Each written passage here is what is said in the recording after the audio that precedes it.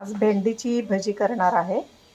ज्यांना भेंडीची भाजी आवडत नाही त्यांनी भजी नक्की करून पहा. खूप क्रिस्पी होतात. पहा, काही नाही, भेंडी चिरायची, लांब लांब धुवून घ्यायची, पहिली सुकवायची, लांब लांब चिरून घ्यायची. त्यामध्ये डाळीचं पीठ, जिरे किंवा जिरेपूड, धनिया पावडर, लाल मिरची पूड आणि मीठ घातलं आणि थोडंसंच पाणी घातलेलं आहे. जास्त पाणी घालायचं नाही आणि असे भजी तळून काढायचे. थोडंसं हिंग घालायचं. बघा, खूप क्रिस्पी भजी होतात. तुम्ही अवश्य करून पहा. ज्यांना भेंडीची भाजी आवडत नाही त्यांनी असे भजी करून खायचे.